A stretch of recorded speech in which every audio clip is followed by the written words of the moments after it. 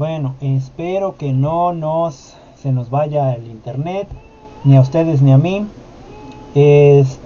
Buenos días o buenas tardes o buenos días, ¿no? Vamos a empezar nuevamente con la sesión. Me parece que estamos en la sesión 3 hoy, que es fundamentos y categorías didácticas y su interrelación. ¿Sale?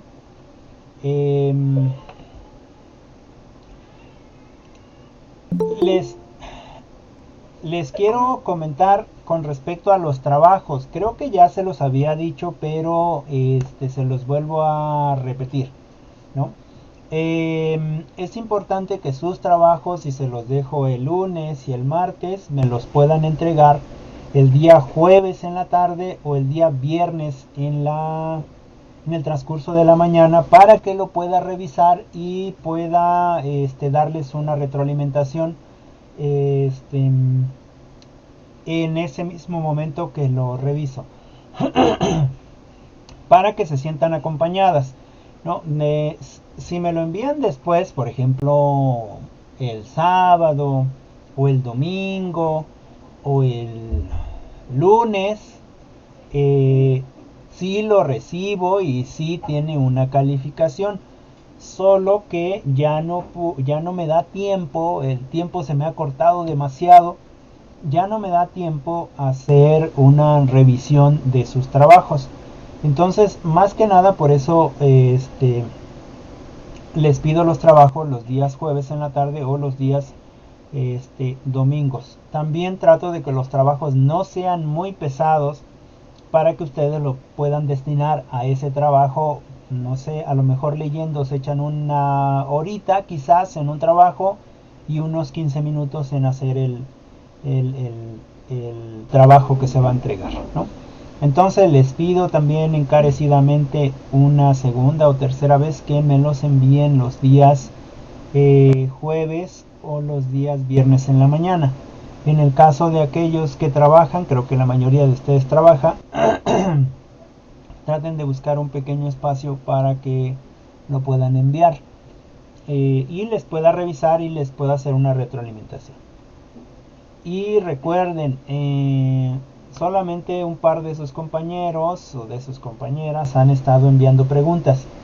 Es cierto que me tardo un poquito en responder,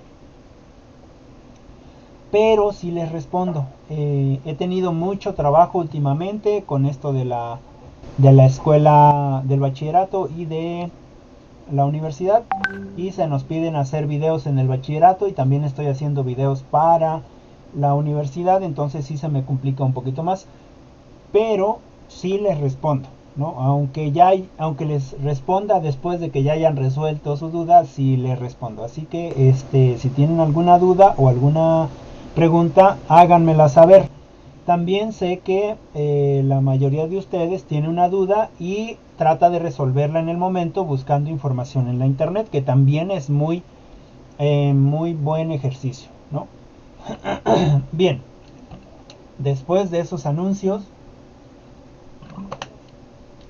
entonces entramos al tema. Hoy nos tocan dos temas o dos lecturas. La primera lectura es Fundamentos, Categorías Didácticas y su interrelación, que es de la antología. Y luego nos toca un acercamiento a la didáctica general como ciencia y su significación en el buen desenvolvimiento de la clase. Son dos lecturitas, una es de la antología, como les decía, y la otra es de una lectura que me pareció también muy interesante, de Enrique Soto Ramírez. Me parece que es la lectura, sí, Enrique Soto Ramírez. Entonces, empezamos como siempre con algún comentario. Me parece que tienen algunos problemas con la internet, así que vamos a intentar de ser más rápidos con respecto a la clase. Bueno, no sé si ahora podríamos comenzar con la compañera Itzel. ¿Nos puedes comentar algo de alguna de las lecturas? O Gise, ¿quieres comentar? Itzel. Ah, bueno, Itzel, ya, adelante. Bueno, más que nada nos hablaba un poco sobre la pedagogía tradicionalista y a lo que, bueno, a lo que es actualmente ahora. Eh, pues más que nada, nos dice que la didáctica, pues, se basa en una serie de principios Ujú, en el cual pues ocupa pues relacionarse con la enseñanza, en el cual pues estos principios pues, están formados porque pues su misión es desarrollar los procesos de enseñanza y aprendizaje. Entonces, por lo tanto, pues el aprendizaje tiene que ser activo, reflexivo y autoevaluativo para que ayude a entender lo que se aprende y esto va a ayudar a establecer pues un equilibrio entre comprender en el cual pues nos da a entender que el aprendizaje comprensivo pues es algo que va a ser duradero, mientras que el humorístico pues va a ser simplemente breve y fugaz. También nos habla en cuestión que la pedagogía tradicionista se basaba en el memorismo, en el cual pues fue muy o es muy atacada, pues se clasifica como la enseñanza clásica, ujú. pues esta no asegura el entendimiento del alumno en cuestión de que aprenda, sino que simplemente da a memorizar pues las fórmulas o principios o simplemente el texto, pero no la lógica de cómo y cuándo usarlos. Es lo que más o menos entendí. Ok, ok. Gracias, Itzel. Sí, sí, de hecho, bueno, me parece que esto lo estamos, no sé si ya lo vieron anteriormente en Estadística 1, pero me parece que están reforzando ciertos conceptos o ciertos conocimientos. Y con respecto a lo que comentas, es cierto que, pues bueno, muchos y muchas de nosotros o de nosotras, los profesores o los docentes, seguimos intentando hacer que el alumno aprenda, ¿no? Ese es un primer error, ¿no? El error de que nosotros como profesores o nosotras como profesoras queramos hacer que los alumnos aprendan, ¿no? O que los estudiantes aprendan. Eso no puede ser posible, ¿no? ¿Por qué no puede ser posible? Porque la única ventaja que tenemos nosotros o nosotras como profesores frente a un grupo es que quizás aprendimos antes que ellos, pero también nuestros profesores no nos hicieron aprender, en realidad aprendimos nosotros en el sentido de que nos íbamos interesando más por tales o cuales temas, ¿no? En ese sentido, eh, cuando nosotros como profesores tenemos que enmarcarnos en un currículum, donde el currículum nos dice que de acuerdo a la planeación que debemos hacer, el alumno debe de saber algo en cierto tiempo, es decir, debe de aprender a leer en primero de primaria, porque si pasa segundo de primaria y no ha aprendido a leer, entonces ya está atrasado, ¿no? Y en ese sentido lo que intentamos hacer es precisamente enseñar desde el punto de vista de que aprenda algo confundiendo el aprender significativo, el aprender eh, comprensivo, el reflexivo, con el memorizar, ¿no? Hagamos memoria, hagamos un recuerdo, vayamos hasta lo más profundo de nuestra memoria, cuando estábamos, por ejemplo, en cuarto de primaria o en quinto, díganme, ¿cómo es que aprendíamos las tablas de multiplicar? ¿Cómo es que aprendíamos las tablas de multiplicar? ¿Quién me comenta?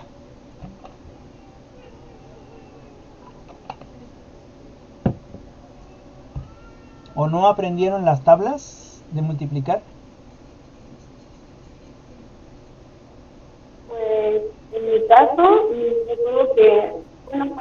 el método de repasar y repasar y repasar, pero al final de cuentas solo es como, bueno, en mi caso, con vergüenza lo diría, es temporal y se olvida. Entonces mi manera de aprender es que digo, a ver, 5 por esta y hago la suma, o cuando ya me acuerdo de uno, porque cuando yo me lo aprendí, un conocimiento, pero solamente fue memorístico y no fue como, pues de alguna manera, pero porque si le preguntas pensar para hacer la operación y hacer el resultado, porque tal vez no recuerdo todas. Ok, sí, en realidad sí, memorísticamente, ¿no? No lo aprendíamos porque repasábamos, ¿no? O sea, repetíamos y repetíamos y repetíamos, que parece más a este modelo conductual, ¿no es cierto? No hacíamos este proceso reflexivo, no hacíamos este proceso de comprender, o sea, no entendíamos por qué lo hacíamos, simplemente sabíamos que lo teníamos que hacer para que pasáramos la materia, ¿no? No teníamos un trabajo experiencial, por decirlo de alguna manera, ¿no? Muchas gracias, Joana, por tu participación. Itzel, ¿querías comentar algo? No, bueno, yo creo que todos aprendimos simplemente memorizando, al igual que el abecedario y todo eso, como que simplemente fue memorización y por lo mismo que pues teníamos frecuencia de utilizarlos más seguido, pues se nos Ujú. quedaron tal vez más rápido. Ok, muchas gracias. Sí, no quiero decir que este modelo de memorizar esté mal, porque eventualmente esas palabras van encontrando, o esas letras o esos números van encontrando sentido, ¿no? Van encontrando sentido y entonces nos volvemos, eh, entonces sí volvemos eso repetitivo, eso que nos grabamos solamente como un ejercicio de memorización, se vuelven significativas en el momento en el que juntamos una letra con otra, y entonces esas palabras que ya sabemos de manera digamos de manera, déjenme encontrar la palabra.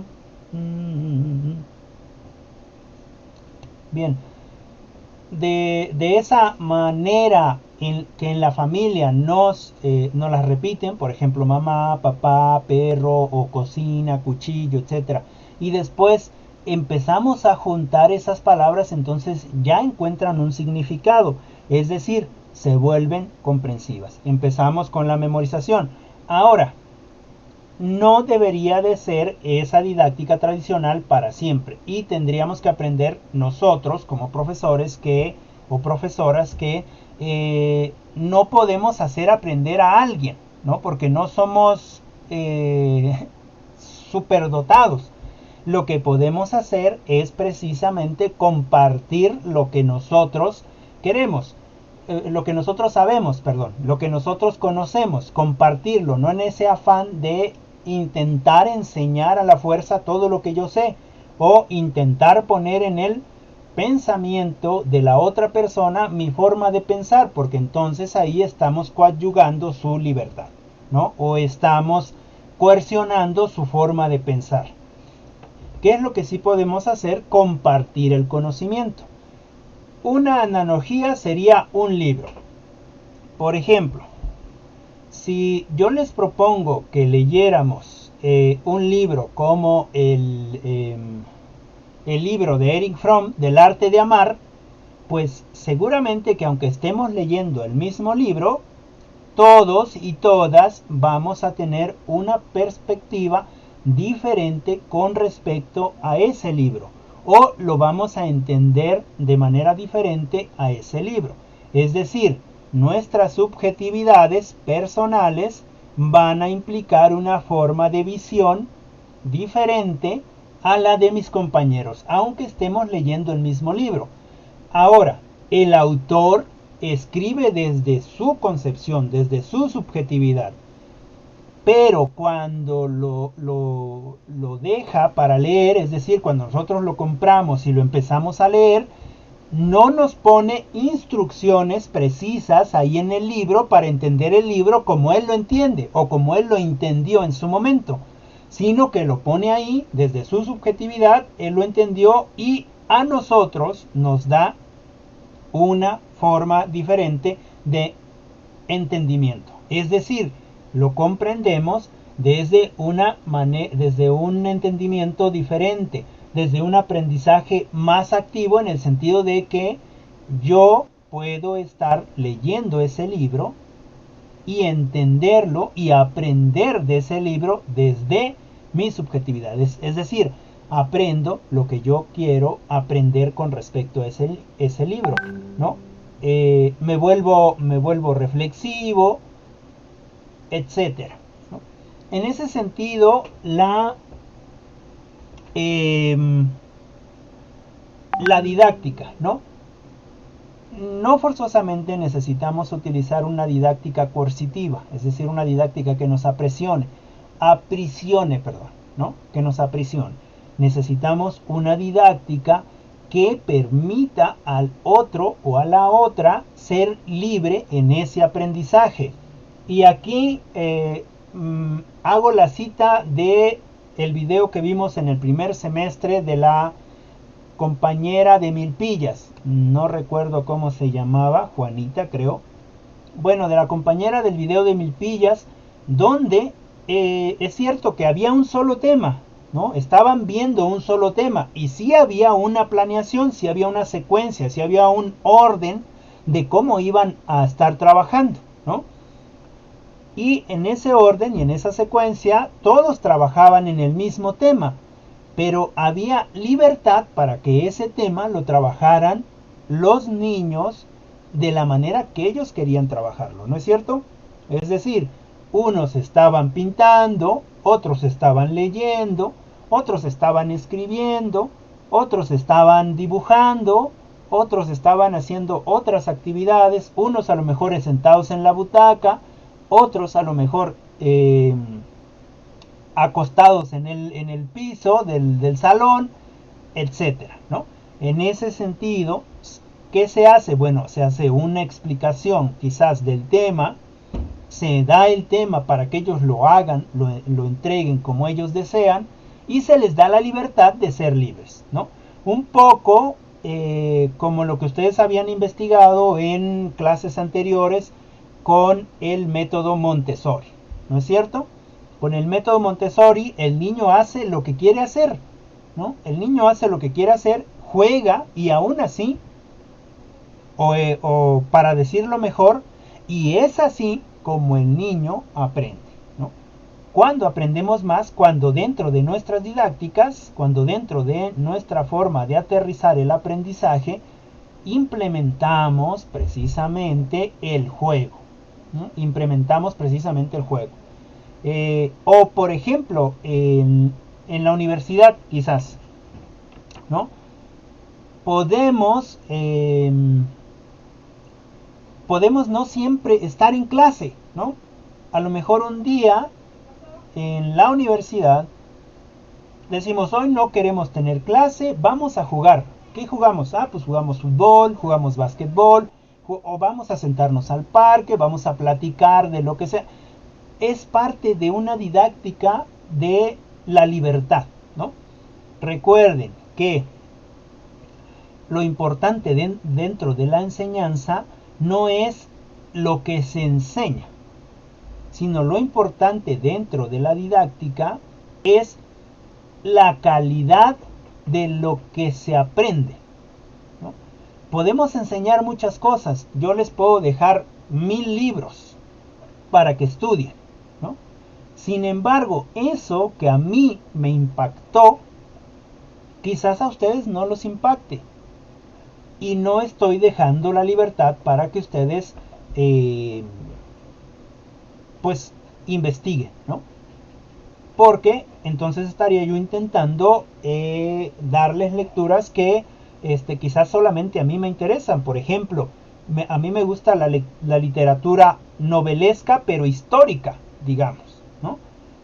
La novela histórica, por decir de alguna manera.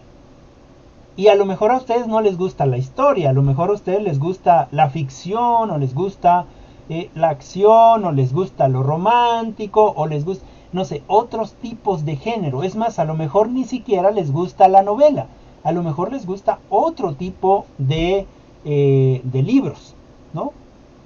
A lo mejor les gusta, no sé, los libros de historietas, ¿no? Etcétera. En ese sentido, cuando nosotros comprendemos que los jóvenes, las señoritas o los niños, los muchachitos o las niñas tienen una forma totalmente diferente de aprender, no todos aprendemos de la misma manera. Es decir, todos somos diferentes y en ese sentido aprendemos de manera diferente. Y cuando aprendemos, tenemos un aprendizaje activo. Cuando dejamos que el niño o la niña o el sujeto aprenda, aunque tengamos un tema en común, pero que aprenda como él quiere aprender, entonces se implica en ese aprendizaje. ¿Sale? Se implica en ese aterrizaje. Se implica en ese aprendizaje y aterriza el conocimiento. Y entonces él tiene un aprendizaje activo. ¿Por qué activo? Porque él está trabajando en su propio aprendizaje, ¿no? Está comprendiendo como él debe de comprender o como él entiende, como él le queda más claro lo que el profesor o la profesora está diciendo. Y un ejemplo de ello les va a pasar en algún momento. El profesor explica un tema y no lo entiende el grupo de 20 muchachos. Lo entiende uno solo. Lo vuelve a explicar de otra manera. Ya lo entendía uno, ahora lo entienden dos más. Bueno, busca esta estrategia didáctica para enseñarlo. Bueno, lo explica de una tercera manera, de una cuarta manera, en fin. Los que aprendieron, los que comprendieron el tema, así como el profesor buscó esos distintos métodos o esas distintas formas de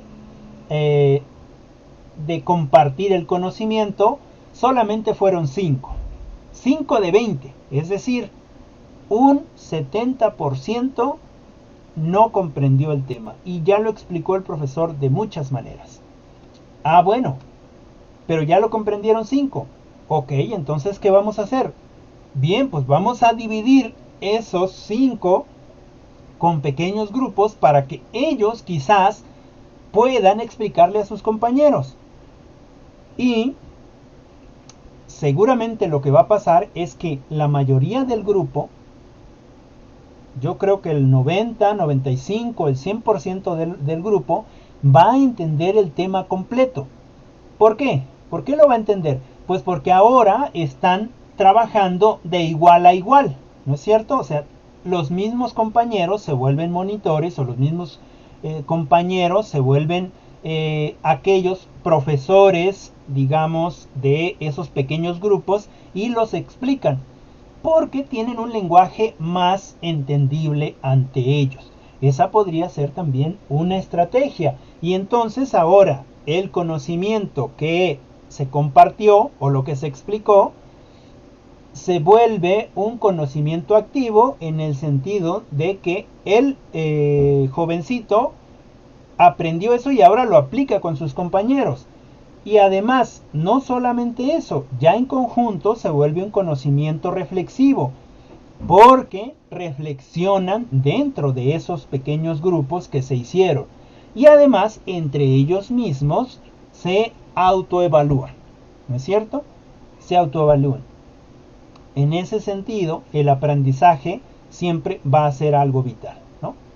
Siempre todos y todas estamos aprendiendo, ¿no? Estamos aprendiendo.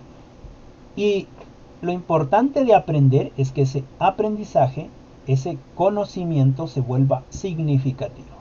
No que sea un conocimiento fugaz. Bueno, no sé si a ustedes les pasó que cuando estudiaban en la primaria o en la secundaria, se ve más en la prepa, en la secundaria y en la prepa, les decían, va a haber examen tal semana o tal día. Muy bien. Pues estudiaban o creían que estudiaban, ¿no? Creían que estudiaban un día antes o una semana antes para hacer el examen. ¿Qué es lo que pasa con ello? Bueno, que vienen, como imagínense esto, una taza vacía, ¿no? Vienen y meten todo esa información, porque no es conocimiento, esa información la meten, la mezclan ahí, y el día del examen vienen, ven el examen y todo lo recuerdan, ¿no? La mayoría de las cosas recuerdan y lo contestan, ¿sale? ¿Qué es lo que contestaron? Información. Vieron información, introducieron información, se la memorizaron y después la expresaron en el examen, ¿no? Es decir, contestaron el examen con información. En ningún momento fue conocimiento. En ningún momento fue conocimiento.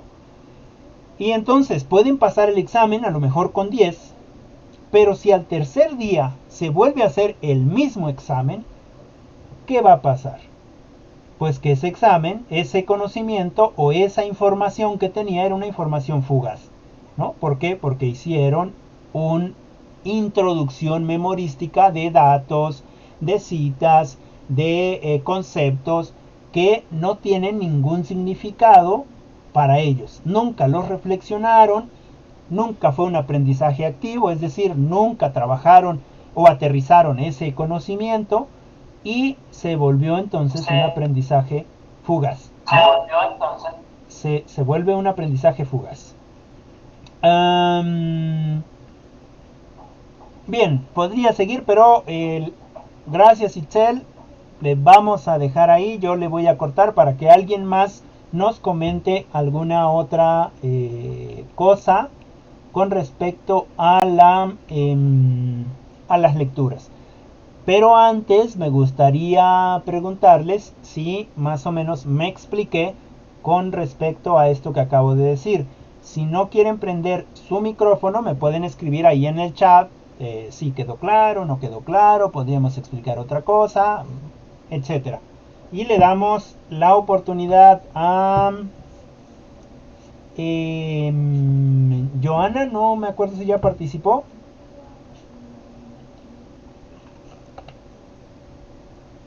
Sí quedó claro. Sí, muchas gracias, Janet. No sé si quieres participar ya de una vez. Pues yo nada más hice participación de... Sí. Pues nada más, como para mí la idea central de las lecturas, más rápida, era que nos habla que la misión de la didáctica es desarrollar un proceso de aprendizaje. Su función es que se llegue al aprendizaje como tal. Y también nos mencionaba dentro de la lectura, por ejemplo, factores que intervenían dentro de la educación, que era la familia, la escuela, la comunidad, los medios de comunicación. Y también nos hablaba de algunas ciencias que tienen que ver con la educación dentro de la didáctica, como la filosofía de la educación, la filosofía de la educación y psicología de la educación, que son las materias que vamos llevando. Todas estas tienen aportaciones para implementar en el proceso de aprendizaje de enseñanza. Entonces, para mí esa sería como la idea central de la lectura. Ok. Muchas gracias, Joana. Sí, vale. Es cierto que necesitamos, para la didáctica, necesitamos forzosamente tener argumentos o tener estructura teórica que me permita bajar esos conocimientos o estructurar esa forma de bajar el conocimiento a nuestros alumnos, por decirlo así, ¿no? O nuestros estudiantes.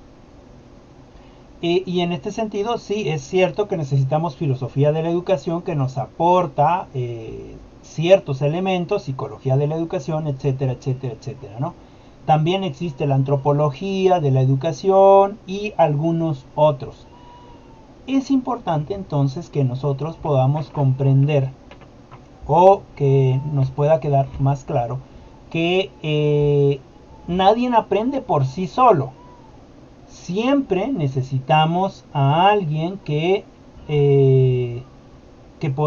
nos pueda enseñar, porque pueden decir, yo sí aprendo por mí solo, ¿no? Yo aprendo por mí solo, abro YouTube y busco un tutorial o busco algo que de mi interés y entonces lo aprendo, ¿no?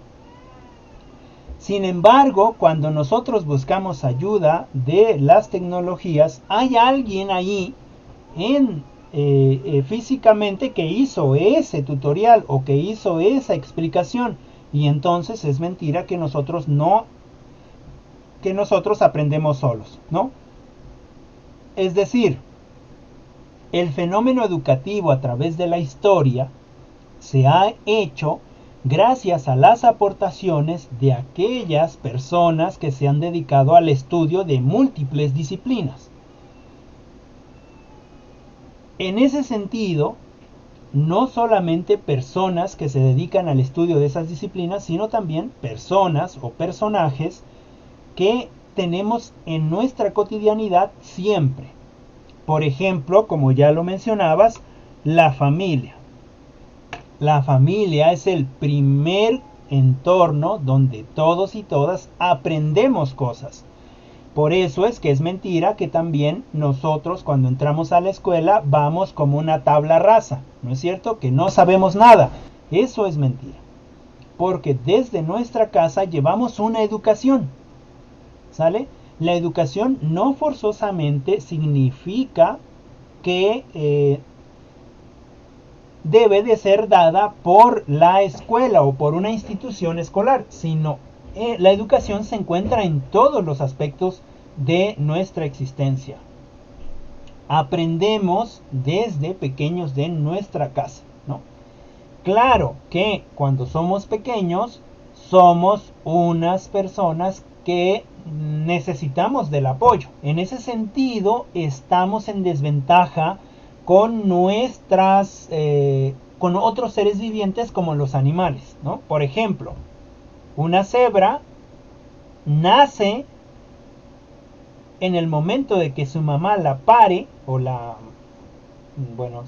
cuando ya está pariendo, nace la cebra, cae al suelo y pasan escasos 10 minutos y la cebra se levanta y empieza a caminar por sí sola o un poquito más. No soy biólogo, pero el punto es que los animales tienen esa capacidad de responder al medio lo más rápido posible. ¿Por qué? Porque su vida depende de ello, ¿no?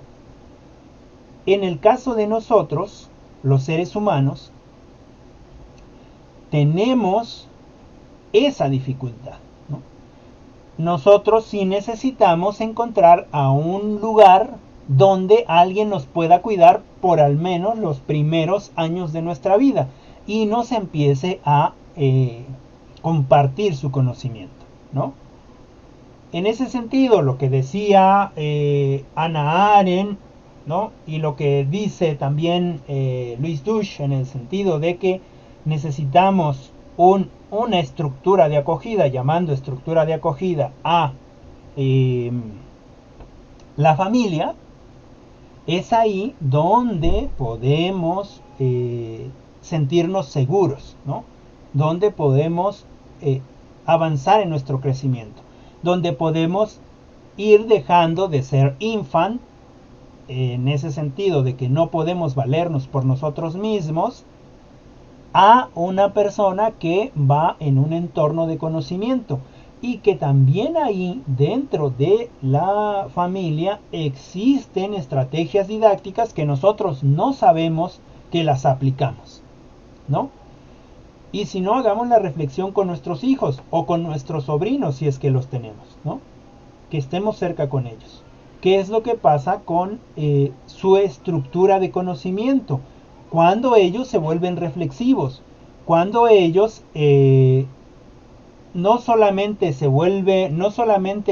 son receptores pasivos, sino empiezan a preguntar, ¿no?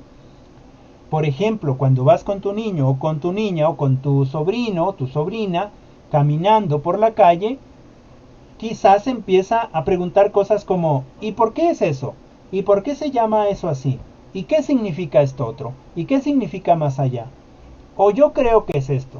O yo creo que ya empiezan a reflexionar, ¿no?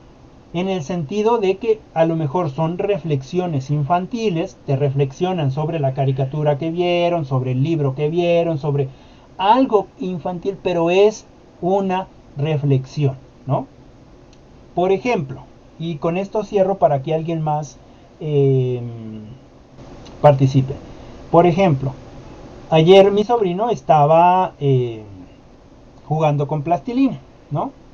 Y tenía una plastilina como un gusanito. Entonces ahí está jugando y yo lo veo y agarro la plastilina y le pego con la plastilina. Bueno, en juego, no crean que lo agarré a golpes. No, no, no. Le pegué así despacito con la plastilina en su cabeza, ¿no? Y él siguió jugando. Yo me fui, bueno, ya en la noche, como a las 10, 11, estamos aquí platicando, le leí su cuento, etcétera, etcétera. Y bueno, aquí hago un paréntesis. Para él su cuento son ejercicios matemáticos. Entonces es posible que va a ser matemático. Bueno, cierro el paréntesis. Y ya pidió de cenar. Me parece que cenó. O no recuerdo si fue antes. Lo vi y le digo, mira, ya te echaste plastilina en la cabeza. Y me dice, no, yo no me he echado plastilina. Le digo, sí. Y le quito la plastilina. Se la quito del pelo y le digo, mira, aquí está. Dice, ah, tú fuiste. Yo le digo, no, ¿cómo que yo fui? ¿A qué horas?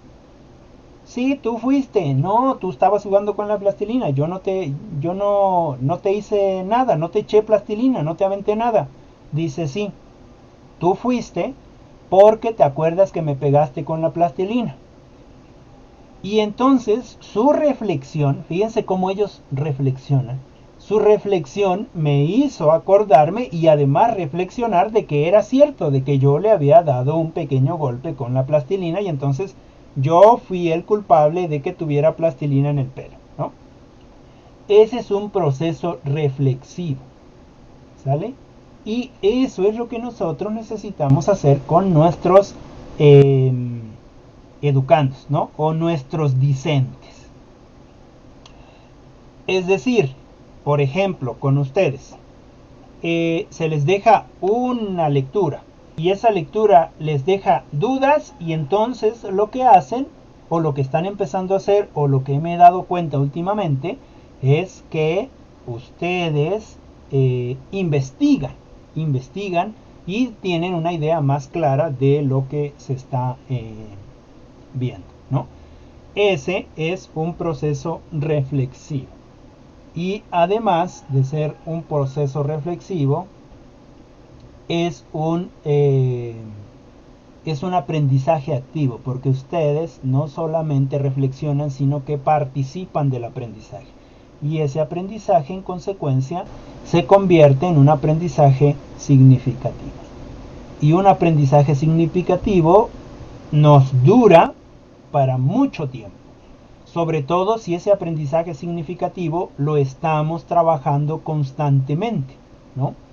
¿Qué les va a pasar en el sentido de cuando empiecen a dar clases, ¿no? Cuando ya estén frente a un grupo, se van a dar cuenta quizás que al principio les cuesta mucho más trabajo aplicar todos sus conocimientos teóricos, pero que lo van a ir bajando a la realidad y entonces se van a dar cuenta que no solamente es lo teórico, sino que también la praxis es muy importante para combinar cosas y que a veces lo teórico no te funciona y que tú conviertes esa praxis, ahora la conviertes en teórica, ¿no? O en teoría, es decir, tú haces la praxis y de esa praxis o de esa práctica que estás haciendo tomas notas, la recuperas, etcétera, etcétera, y se vuelve una teoría para otros y otras, ¿no?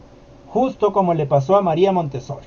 ¿Qué pasa con María Montessori? No tenía ningún conocimiento teórico de educación. ¿Cómo lo fue aprendiendo? Con la práctica. ¿Qué pasó después? Lo recuperó y lo dejó ahí para los demás que quisieran emprender ese proceso educativo, ¿no? En ese sentido es muy difícil saber qué es primero, ¿no? La práctica o la teoría. Muchos podemos decir, es que se necesita práctica. La práctica es lo que da la teoría. Sí, pero hay muchos que ya han leído mucha teoría y generan nuevas teorías, ¿no es cierto? Y entonces después se vuelven práctica. Y me parece que ambas van de la mano. Bien, cierro aquí. Muchas gracias, Joana. Gise, ¿quisieras compartir algo?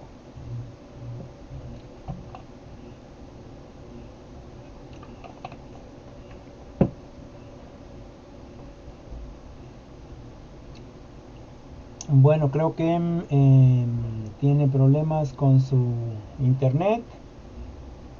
A ver si se recupera. No sé,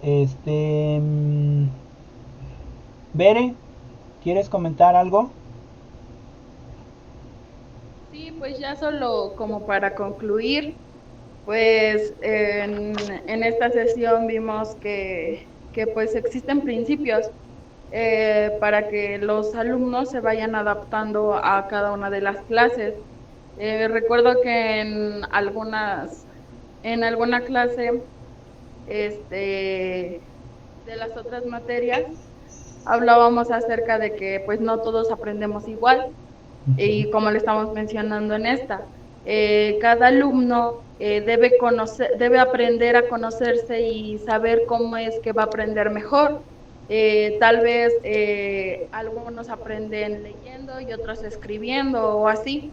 Entonces, para esto igual son estos principios, pues para saber por dónde empezar a querer adquirir el conocimiento. También nos decía en la lectura que, que pues el aprendizaje está equilibrado entre el comprender y el memorizar. El comprender pues es duradero y el memorizar es breve. Eso quiere decir que pues en cualquier momento se nos puede olvidar y ya no recordarlo. Como lo mencionaba Itzel, un ejemplo es el abecedario, ese lo memorizamos, pero a lo largo de nuestra vida pues lo seguimos utilizando, es por eso que no se nos olvida. Pero hay temas o hay conceptos que solo los memorizamos en ese momento y después se nos olvidan, no se puede ser alguna fórmula que solo se ocupa muy de vez en cuando, muy rara a la vez, y solo la memorizamos, no sé, para un examen, pero ya después del examen, como ya lo pasamos, pues ya se nos olvidó. Es por eso que antes, incluso ahora algunas personas siguen pues juzgando, criticando el aprendizaje memorizado, porque pues es como si el alumno no aprendiera en verdad. También nos hablaba o nos decía que los principios que nos viene manejando pues la didáctica también tienen que ser utilizados o implican también en las materias de las que hemos visto, como decía Joana, en sociología de la educación o psicología del desarrollo. Y pues también, así como hemos visto en otra materia, también implica lo que es la instrucción, el desarrollo, la educación. Ok, ok. Muchas gracias, Bere. Sí, efectivamente, no podemos decir que la pedagogía y la didáctica sean exclusivas de una ciencia como tal, sino, como ya les comentaba, se conforman de varias otras ciencias y de otras ayudas. No podemos decir que todo lo que sabemos hasta ahora lo hemos aprendido nosotros solos. ¿no? Aún así, en películas, digamos en la película por ejemplo de Tarzán o del Niño de la Selva hay una que se llama creo que Mowgli, donde son niños que se quedan en la selva, aprenden, ¿no es cierto? Aprenden de los propios animales, es decir, no aprenden por sí solos. Alguien debe de ser el mentor o alguien debe de ser el que comparta esa instrucción para que el que la toma la convierta en conocimiento. Es cierto también que tenemos ciertos principios, ¿no? Por ejemplo, el principio de percepción sensorial, el de asimilación activa y consciente, es decir, todo lo que ya hemos mencionado anteriormente, pero ahora tomados más teóricamente desde los principios, ¿no? Por ejemplo, de que el aprendizaje debe de ser accesible, es decir, que podamos alcanzarlo, es en ese sentido la asequibilidad. Y así sucesivamente con respecto a estas prácticas didácticas. Como bien lo comentas,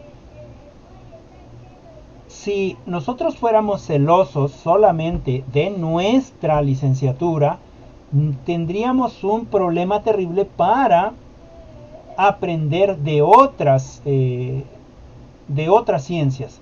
Por ejemplo, sociología de la educación, ¿no? O psicología de la educación, que son precisamente parte fundamental de la pedagogía. Sin ellas no existiría como tal la pedagogía. Se necesita forzosamente siempre la ayuda de otros y otras. Y traer a cuenta otros conocimientos que hemos adquirido en este mismo cuatrimestre, en este sentido de la didáctica diferente, es muy importante porque entonces ahora estamos haciendo un conocimiento reflexivo. Es decir, cuando nosotros escuchamos algo y lo pensamos, lo concientizamos y decimos, es que esto que dice el profesor o la profesora se parece mucho a lo que ya me dijo este profesor, claro, con diferentes palabras, pero ya se parece mucho a lo que me dijo la compañera de psicología en psicología de la educación, ¿no? O lo que me dijo la compañera de sociología en sociología de la educación. Y entonces vamos haciendo un aprendizaje significativo en el sentido de que vamos teniendo hallazgos, ¿no? Vamos recuperando esa información, ¿no? Y en ese sentido nos queda claro que la didáctica está relacionada con la filosofía de la educación, con la sociología de la educación, con la psicología de la educación y con muchas otras ciencias que permiten que esta concepción de didáctica como ciencia se pueda aterrizar en nuestros contextos en nuestro quehacer didáctico, ¿no? O en nuestro quehacer pedagógico. Por eso es importante que nosotras y nosotros, ahora que apenas estamos en este semestre, pudiéramos inmiscuirnos en alguna escuela, cuando menos un día, e intentar compartir ese conocimiento, no desde el punto de vista de yo soy el profesor y yo todo lo sé, didáctica tradicional, y ustedes son los que aprenden, tienen que memorizar, tienen que tener eso ahí porque después se va a ocupar, y no pregunten, no digan nada, quédense callados, ¿no? Didáctica tradicional, ¿no? Sino en el sentido de yo soy un compañero más, vamos a trabajar de esta manera, vamos a aplicar los conocimientos de esta manera, vamos a dejar que el conocimiento fluya. Es decir, por ejemplo, yo les he empezado a decir a los nuevos grupos que se formaron en WhatsApp, que me pregunten si es que tienen alguna duda, pero que las preguntas las hagan al grupo. Que si tienen una pregunta más personal, que me la pregunten y que sí les contesto, ¿no? Aunque sea después, pero sí les contesto. Sin embargo, si tienen una pregunta más general, pues bueno, que la hagan al grupo, porque precisamente el grupo se hizo para que los conocimientos fluyan, ¿no? Es decir, a lo mejor alguien tiene conocimientos con respecto a computación y yo no puedo responder en ese preciso momento que me está preguntando, porque quizás está haciendo él su trabajo o ella su trabajo y tiene esa duda y no lo puedo responder, pero lo pone en el grupo y seguramente que alguien del grupo lo sabrá y entonces contesta, ¿no? A eso se le llama, bueno, yo lo llamo, no hay ninguna teoría que respalde eso, pero yo lo llamo que el conocimiento corre, es decir, el conocimiento fluye. En el sentido que decía Einstein, que todos somos ignorantes, ¿no? Que todos ignoramos algo, pero eso que ignora uno, quizás el otro no lo ignora, ¿no? Y entonces puede correr el conocimiento, puede fluir el conocimiento. Y pueden contestarse entre ellos mismos. Y quizás yo en algún momento pueda verificar o ratificar ese conocimiento que ya se dio. En ese sentido, también nosotros, ¿no? Nosotros como profesores debemos de dejar, ¿no? Es más, empujar a que ese conocimiento crezca, a que ese conocimiento fluya, ¿no? Que haya una especie de compartir ideas, de compartir subjetividades para que esas subjetividades se conviertan en una intersubjetividad y entonces cree un conocimiento significativo que ya fue reflexivo, ¿no? Y que fue consciente. Y entonces sí que se convierte en significativo y podamos ir avanzando en este sentido del aprender más, ¿no? Como les comentaba hace un momento, en el sentido no tan solo de dar los conocimientos, porque nosotros no seríamos muy pretenciosos en decir yo voy y enseño, ¿no? Más bien aprendemos en conjunto en esa construcción de conocimiento con las ideas de los otros y de las otras, ¿no? Y entonces nosotros no vamos a enseñar, lo que vamos a hacer es a compartir el conocimiento. Y en ese compartir del conocimiento, en ese nivel de igualdad, ¿no? En ese nivel de equidad, es como el conocimiento puede fluir más, porque entonces el otro puede tener un conocimiento que pueda abonar a los conocimientos que ya tenemos. Y de esa manera tendríamos que aplicar en este sentido la didáctica. Bien, cierro ahí. No sé si Gise quieras comentar algo como para ir finalizando. Bueno, es que sobre la lectura nos mencionaba un poco sobre la práctica de la didáctica, bueno, a la hora de nosotros como docentes, pues compartir el conocimiento, como yo lo mencionaba, no vamos a enseñarles, no vamos a educar a los alumnos, sino que vamos a guiarlos a que alcancen su desarrollo, ¿no? También nos mencionaba que para poder llevar una práctica, una práctica didáctica, pues tenemos que tener en cuenta los principios y las leyes para que de esa manera podamos realizar una práctica adecuada y óptima en la que los alumnos puedan aprender y que sea un aprendizaje significativo. Y pues más que nada eso, y que pues hay que tratar de adaptarnos a los niños, ¿no? De lo que puedan aprender y lo que no, o lo que les cuesta más o lo que no, ya que como ya lo he mencionado en otras clases, pues no todos aprenden de la misma manera o no todos se les dificulta lo mismo o se les hace fácil lo mismo.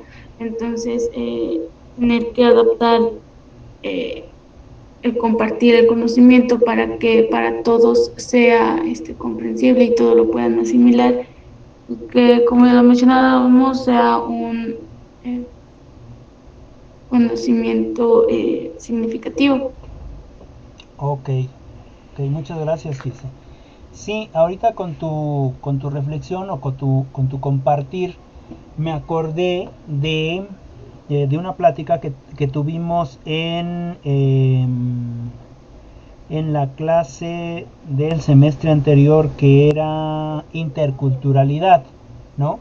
Cuando les comentaba que si nosotros no nos adaptamos y vamos a una comunidad donde se habla quechua, por ejemplo, y yo voy a enseñar en castellano, pues seguramente no van a aprender nada de lo que yo vaya a compartir, ¿no es cierto? ¿Por qué? Pues porque yo no hablo quechua, ¿no? Y yo quiero enseñarles en el idioma que yo sé, pero pues en realidad ahí los que tendríamos que adecuarnos, eh, este, seríamos nosotros los docentes, es decir, aprender primero el idioma y después compartir el conocimiento, ¿no? En el sentido que tú lo comentas, ¿no? Que necesitamos buscar las estrategias y nosotros adecuarnos al aprendizaje de los niños. Ver cómo es que ellos aprenden, en el sentido que tú lo piensas, ¿no? En el sentido de los infantes, de los niños, ¿no? Yo más bien pienso en este nivel de bachillerato y de universidad, porque es en el contexto en el que estoy. Pero en el caso de ustedes, supongo que están pensando en contextos más de menor edad, ¿no? Lo cual también implica un reto didáctico, ¿no? ¿Qué es lo que vamos a hacer con respecto a esta adecuación que necesitamos hacer nosotros para que los niños aprenden y bien lo comentaste, y logren su desarrollo personal? Es decir, nosotros no vamos a hacer que ellos logren, sino ellos mismos van a trabajar para que logren ese desarrollo personal, para que lo alcancen hasta donde quieran, ¿no? No en ese sentido de nosotros ir haciendo un arbolito bonsai chiquito, bonito, sino en ese sentido de dejarlos que crezcan hasta donde quieran llegar, ¿no? Aunque sean árboles chuecos y con las ramas torcidas, etcétera, etcétera. Sin embargo, que crezcan hasta donde quieran, ¿no? Hasta donde quieran extender sus ramas, en ese sentido. Y para finalizar, a mí me gustó mucho esta frase de José Martí, esta frase de José Martí. José Martí fue cubano, o es cubano, y bueno, fue cubano, ya murió, y él tiene esta frase, dice: educar es depositar en cada hombre, o en cada mujer, o en cada ser humano, podríamos ponerle ahí, toda la obra humana que le ha antecedido. Es hacer de cada hombre resumen del mundo viviente hasta el día en el que vive. Es ponerlo a nivel de su tiempo para que flote sobre él, y no dejarlo debajo de su tiempo con lo que no podría salir a flote. Es preparar el hombre para la vida. Eso es la educación y eso es la didáctica, ¿no? Nosotros no vamos a enseñar nada, lo que necesitamos hacer es compartir todo lo que sabemos. ¿Para qué? Para que sea un buen ingeniero, para que sea un buen doctor, para que sea un buen pedagogo, para que sea un buen biólogo. No, no. ¿Para qué? Pues para la vida. Y aquí no me va a dejar mentir Itzel, que en San Andrés se prepara, se sigue preparando hasta hoy, me parece, a los jóvenes para la vida. No para que se vayan a meter a una empresa, sino para la vida, ¿no? Eso es lo que debemos hacer, preparar a los jóvenes para la vida.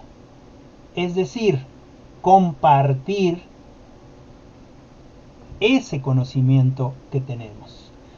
Y entonces, aquí más teóricamente se los recito tomando en cuenta la lectura de la segunda lectura, dice, después de preparar al hombre para la vida.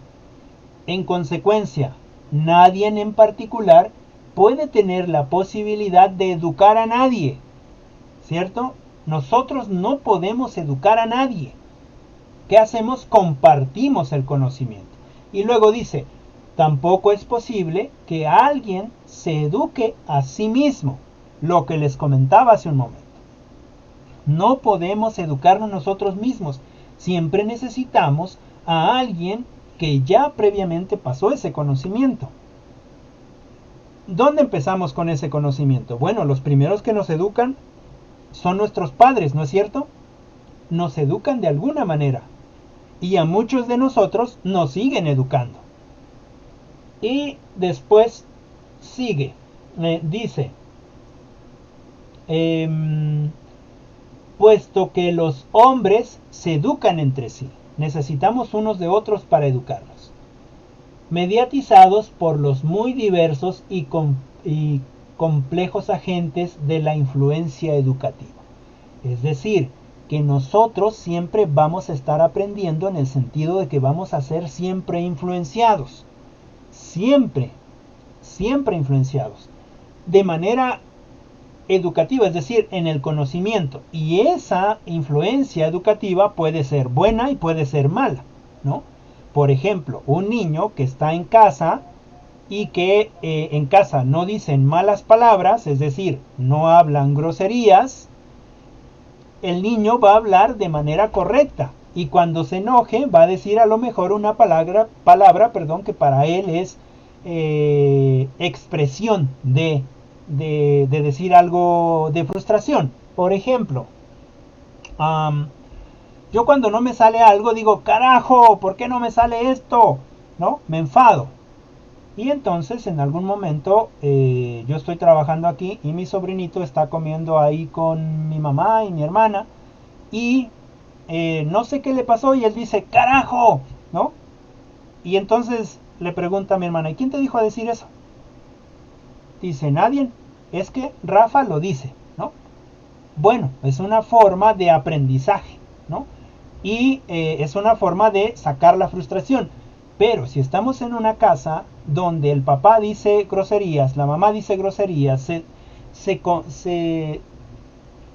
se hablan de esa manera, pues obviamente el niño o la niña va a aprender a hacer ese tipo de cosas, ¿no? Y en ese sentido somos influenciados por la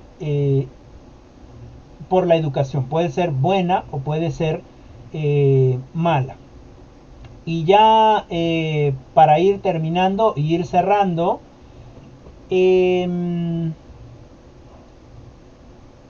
les vuelvo a hacer otra cita de la misma lectura. Dice, la gran responsabilidad que recae sobre los docentes en el complejo proceso de dirigir y coordinar las acciones que permiten influir en el proceso educativo. Es decir, nosotros sí podemos influir con nuestras acciones a nuestros estudiantes, ¿no? Pero lo importante de eso sería no influir tanto en el sentido de que el estudiante o la estudiante piense igual que el profesor, ¿no? Porque entonces sería ser una copia. Lo que se necesita es sí influir en ese sentido de que el otro y la otra se haga independiente y entonces tenga pensamientos o tenga una conciencia que pueda defender teóricamente o argumentativamente, ¿no? El docente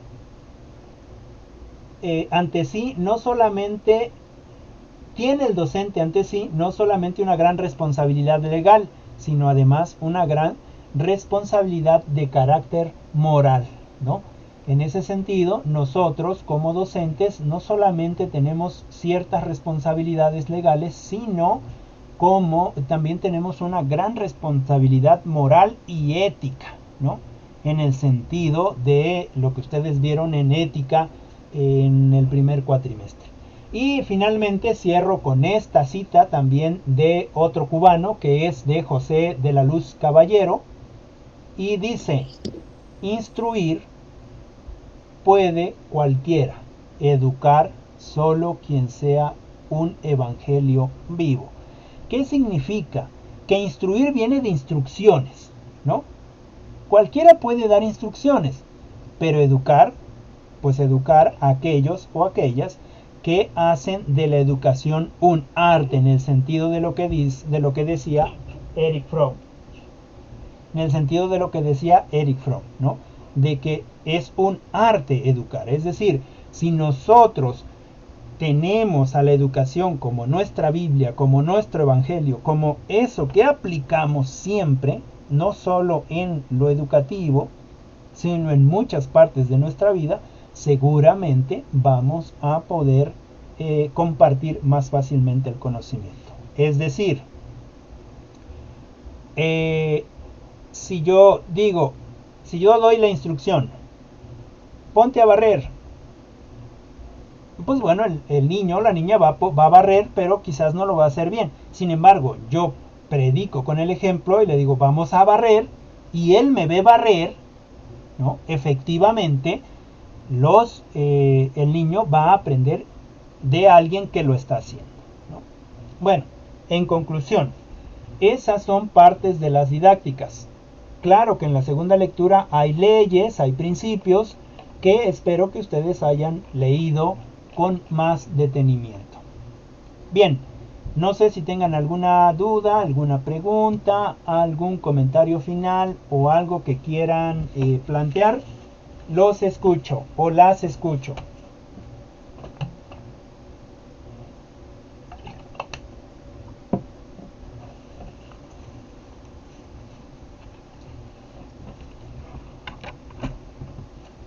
¿No? ¿Todo bien? Adelante, Gise.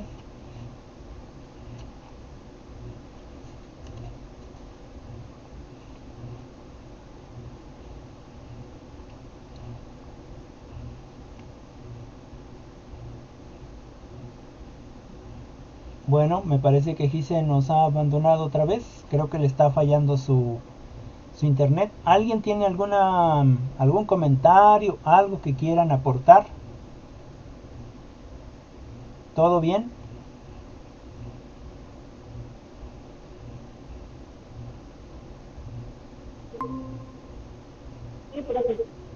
Ok, Sí, Janet. sí, todo bien.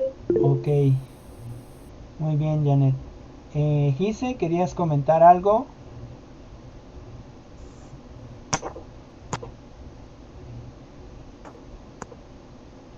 ¿No? Ok, se nos fue de nuevo. Bueno, entonces pasemos a la tarea. Les dejo los trabajos que van a hacer para esta semana. Les digo, ojalá y me los puedan entregar el jueves en la tarde o el viernes en el transcurso de la mañana. Bien, la tarea o los trabajos que van a hacer el día de hoy para esta semana es la sesión 4 de didáctica. Sale la sesión 4 de didáctica, que es el tema es diferentes posiciones y tendencias en cuanto a la caracterización de los objetivos. Y el otro tema es niveles de concreción de los objetivos, ¿sale? Las lecturas son de la antología de IEDEP. Me van a hacer diferentes posiciones y tendencias en cuanto a las caracterizaciones de los objetivos, niveles de concreción de los objetivos, que va a ser de la página 31 a la 35. Sale. Y de la siguiente lectura es pedagogías y didácticas, relaciones y diferencias, que buenos autores: Cuenca, María Eugenia, y bueno, ahí tendrían que buscarlo. Ahí me parece que es todo el documento. Entonces no sé si tengan alguna duda con respecto a las lecturas. Y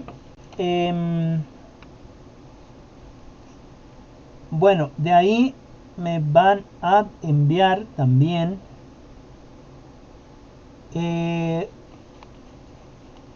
pues a ver si pueden unir el 2.1 y el 2.2 en un videíto, ¿no? Lo pueden hacer en diapositiva, hacen su diapositiva y luego el video, ¿no? Lo convierten a video y lo envían. No sé si hay alguna duda hasta ahí. ¿Alguna duda, alguna pregunta, algo que quieran comentar? Solo es la sesión 4. En este caso, déjenme ver, en este 4 la sesión...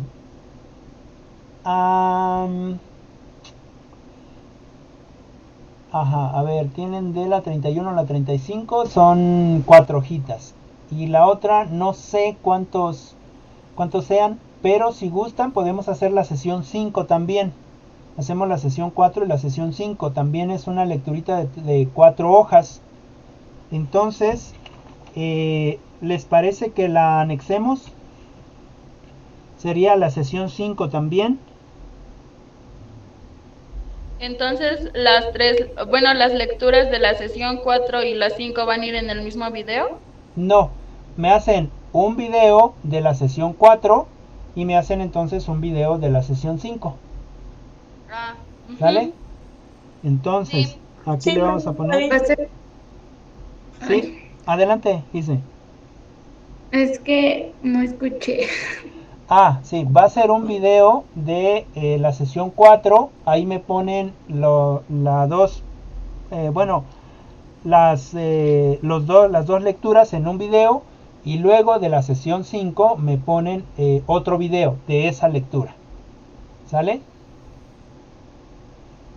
¿Sí, Gise? Sí.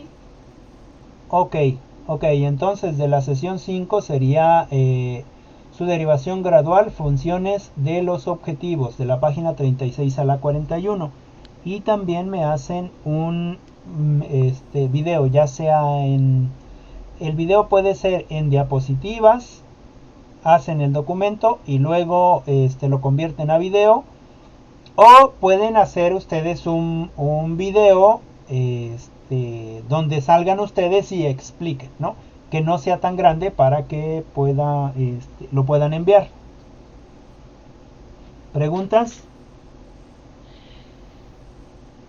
¿Todo bien? Sí. Sí, todo bien. Ok. Profe, y una pregunta. Sí, adelante. ¿Qué dejó de tarea de la materia de antes? De la materia de antes Ajá, es fue... que ve que me salí un poquito antes de que acabara. Ajá. Sí, es que por eso de que está fallando el internet, ¿verdad? Sí. Ok, de estadística fue la sesión 4. La 1.5 es unidad de análisis. Les pedí una nube de palabras. Bueno, la lectura de 1.5. Y luego la sesión 5. Las 3. Creo que son 3 lecturas o 2 lecturas. Y de ahí me van a traer una diapositiva en video. Ajá. ¿Sí? Gracias. ¿Okay? No hay de qué. Entonces les dije aquí un video. Puede ser en diapositiva. Así para que también tenga yo los datos. Bien, no sé si tengan alguna pregunta.